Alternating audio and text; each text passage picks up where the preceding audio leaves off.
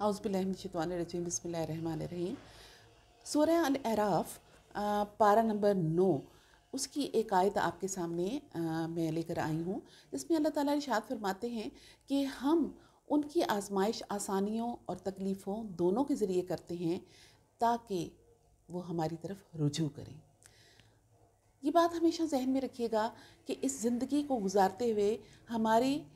زندگی کا سفر ایک ہی راستے پر نہیں گزرتا۔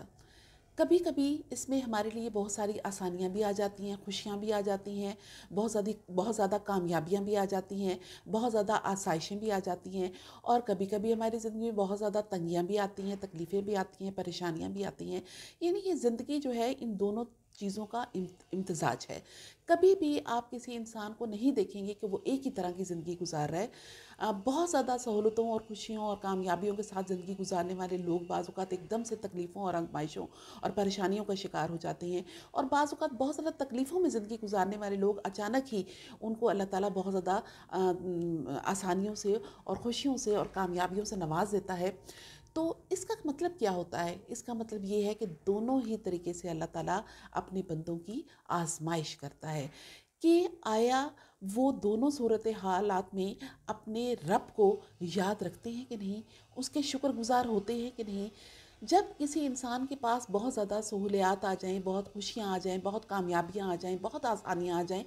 تو آپ دیکھتے ہیں کہ ہم انسانوں کے اندر اچانک سے کچھ غرور و تکبر آ جاتا ہے۔ ہم یہ سمجھتے ہیں اور ہم سارا کریڈٹ اپنے آپ کو دے رہے ہوتے ہیں۔ یعنی اگر کوئی کامیابی مل جاتی ہے تو ہم کہتے ہیں کہ ہم نے اس کے لیے بڑی محنت کی، اگر ہمیں کوئی آسائش ملتی ہے تو ہم کہتے ہیں اس کے لیے ہم نے بڑی جدوجہد کی، اگر ہمیں کوئی خوشیاں ملتی ہیں تو ہم کہتے ہیں کہ یہ تو ہماری تقدیر میں لکھی ہوئی تھیں، اور اسی طرح سے ہم بہت سی توجیحات بیان کرتے ہیں ان تمام آسانیوں کے لیے جو دراصل اللہ کی طرف سے ہمارے اوپر بھیجی گئی ہوتی ہیں۔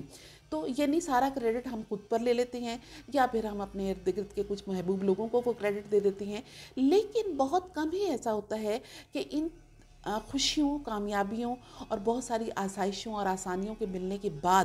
ہم سب سے پہلے اللہ تعالیٰ کے شکر گزار ہوں، کیونکہ یہ ساری چیزیں، یہ ساری نعمتیں جو ہیں وہ اللہ ہی کی طرف سے ہوتی ہیں۔ جب ہم اللہ کی طرف رجوع کرتے ہیں، اللہ تعالیٰ کی طرف شکرانے کے لیے سر بسجود ہو جاتے ہیں، یا اپنی زبان سے اللہ تعالیٰ کا فوراً شکر ادا کرتے ہیں، اور دوسروں کے سامنے ہم یہ کہتے ہیں کہ اس میں ہماری کوئی کاوش نہیں ہے، سب اللہ تعالیٰ کا کرم ہے، اس کی نوازش ہے، تو اس کا مطلب یہ ہے کہ اللہ تعالیٰ کی اس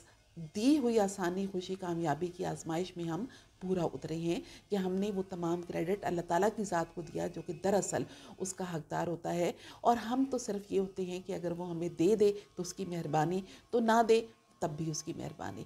اسی کے برعکس جب ہماری زندگی میں خدا نخواستہ کوئی پریشانیاں آتی ہیں، تکلیفیں آتی ہیں، یا کوئی بہت زیادہ ناکامیاں آ جاتی ہیں، تو ہم بہت زیادہ مایوس ہو جاتے ہیں، نا امیدی کا شکار ہو جاتے ہیں، اور اللہ تعالیٰ سے شکوے شکایت کرنے لگتے ہیں۔ اللہ کے بہت سے بندوں سے ہم شکوے شکایت کرنے لگتے ہیں کہ ان کی وجہ سے یہ پریشانیاں ہمارے اوپر آئیں، یا اپنی تقدیر کو کوسنے لگتے ہیں کہ یہ تقدیر کا فالٹ ہے جس کی وجہ سے ہماری زندگی میں پریشانیاں آئیں، یا اللہ تعالیٰ کے ساتھ شکوے شکایات کرنے لگتے ہیں کہ اللہ تعالیٰ نے ہماری زندگی میں ایسی آزمائشیں، تکلیفیں کیوں لکھ دیں۔ یہاں پر ہم دراصل اللہ تعالیٰ کی آزمائش پر پورے نہیں اتر رہے ہوتے۔ یاد رکھیے گا کہ خوشیوں میں، کامیابیوں میں اور سکھوں اور آسانیوں میں تو انسان پھر بھی اللہ تعالیٰ کا شکر ادا ہی کر لیتا ہے، ادا کر ہی لیتا ہے، لیکن جب اس کے اوپر تکلیفیں آئیں، پریشانیاں آئیں، تو وہ بہت کم ہی اللہ تعالیٰ کا شکر ادا کرتا ہے، بلکہ ایک دم سے ڈپریس ہو جاتا ہے، پریشان ہو جاتا ہے۔ تو ایسی صورتحالات پہ اللہ تعالیٰ کا شکر ادا کرنا اور یہ سوچنا کہ یہ جو بھی تکلیفیں، پریشانیاں یا ناکامیاں ہماری قسمت میں ہیں، اس کے پیچھے بھی کوئی نہ کوئی کسی طرح کی اللہ تعالیٰ کی مصلحت ہے۔ تو اللہ تعالیٰ کی مصلحت کو سمجھتے یا نہ سمجھتے ہوئے دونوں طرح ہی اللہ تعالیٰ پر بھروسہ رکھنا، اعتماد رکھنا، اور اپنے آپ کو کمپوزڈ اور سیٹسفائی رکھنا ان حالات میں، یہ اللہ تعالیٰ کی آزمائش پر پورا اترنے کا نام ہے۔ اس کے علاوہ یہ آزمائشیں صرف انہی لوگوں کے لیے نہیں ہوتی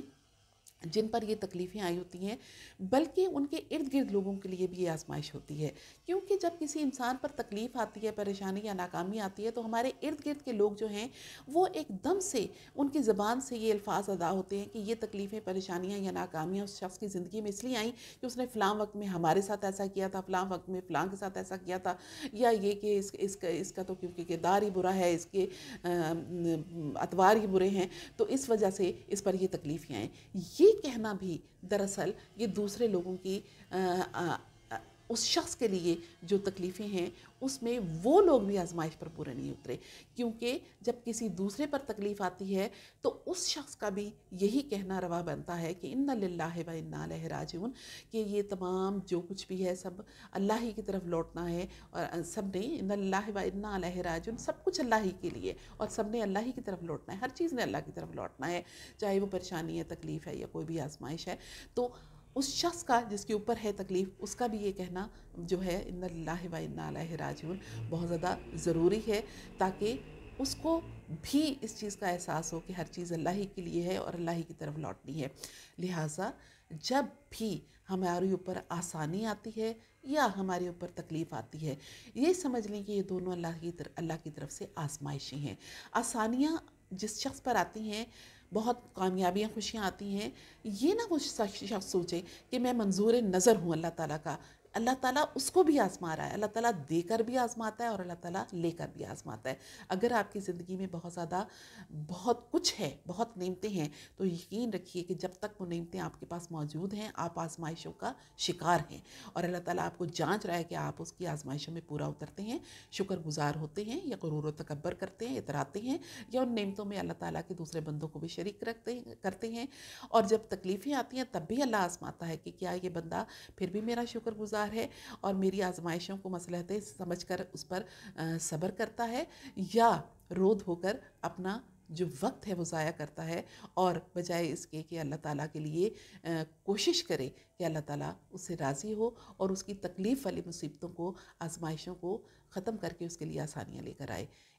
یہ کام کرتا ہے، یا مایوس ہو کر روتا دھوتا ہے۔ اور جن کے پاس آسائشیں موجود ہیں، جن کو اللہ تعالیٰ نے آسانیاں عطا فرمائی، وہ شخص بھی ان آسانیوں کو قائم رکھنے کے لیے جدوجہد کرتا ہے کہ اس میں دوسروں کو بھی شریک کرے، اور اللہ تعالیٰ کا شکر گزار بھی ہوتا ہے۔ یہ چیز اللہ تعالیٰ آزماتا ہے کہ دونوں صورتوں میں ہی اللہ تعالیٰ اپنے بندے کی طرف رجوع کرے، اسی لیے وہ اللہ تعالیٰ انسان کو آسانیاں بھی دیتا ہے اور تکلیفیں بھی دیتا ہے۔ تو یاد رکھیے آج کے بعد اگر اللہ تعالیٰ آپ کو آسانی دیتا ہے تو اللہ تعالیٰ کا شکر گزار بنیے، اور اس آسانی میں دوسروں کو بھی شریک کیجیے، اور اللہ نہ کرے اگر آپ پر کوئی تکلیف آتی ہے تو اس کے لیے بھی آپ اللہ تعالیٰ کے لیے یہی کہیں کہ انا للہ و انا الیہ راجعون، اور اس تکلیف کو اپنے اوپر سوار کر مایوسی کا شکار مت ہوئیے۔ اور نہ ہی دوسرے لوگوں سے گزارش ہے کہ دوسروں کی تکلیف پر ہنسیں، مذاق اڑائیں یا ان کو گناہ گار کہیں، یہ ان کے لیے بھی روا نہیں۔ اللہ حافظ۔